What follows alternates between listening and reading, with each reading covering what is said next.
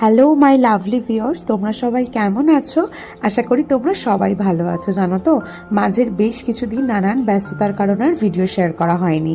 তো যেদিনের ভিডিও এখন শেয়ার করছি ওই দিন সকালে ঘুম থেকে উঠে চলে এসেছিলাম আমাদের বাগানে। আর দেখো, বাগানে অনেক ফুল গাছের মধ্যে আমার এই নয়নতারা ফুল গাছগুলো ভীষণ ভালো লাগে আর কি মিষ্টি রঙের হয়েছে। আর এগুলো কিন্তু ভীষণ যত্ন নেন আমার শ্বশুর মশাই। কী সার দিতে হবে না দিতে হবে সমস্তটা কিন্তু উনি দেখভাল করেন। যাই হোক, বাগানে আরও অনেক গাছ আছে, সে নয় অন্য একদিন ভিডিও করব।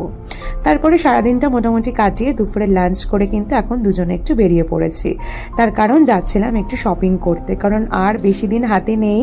তো ভাবলাম না, চলো এবারে শপিংটা সেরে ফেলি। তো দেশে আসার পরে আর নিজেদের জন্য সেরকমভাবে কেনাকাটা হয়নি, তার জন্য আজকে চলে এসেছিলাম এই যে যেমনটা দেখতে পাচ্ছ রিলায়েন্স ট্রেন্ডসে শপিং করতে। তো ট্রেন্ডসের পাশেই দেখলাম ইউজটা বলে নতুন একটা মল হয়েছে।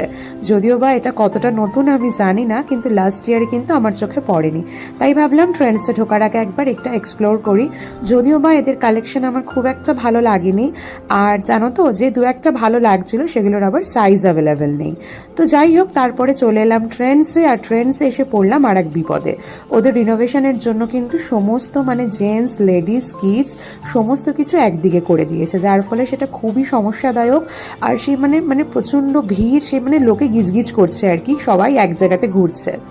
যাই হোক, সেটা আর কি করা যাবে, শপিংও করতে হবে। তো আমিও আমার পছন্দের মতন 2-3টে ড্রেস নিলাম, আর অরিজিৎ এখন ওর পছন্দের মতন কিছু formal pants, shirt, T shirt, jeans এই সমস্ত কিনে একটু ফুচকাও খেয়েছিলাম। জানো তো, এই রিলায়েন্সের পাশে যে ফুচকাওয়ালাটা বসেন ভীষণ সুন্দর লাগে, দারুণ মাখেন উনি ফুচকা, আমি জানি সেটা।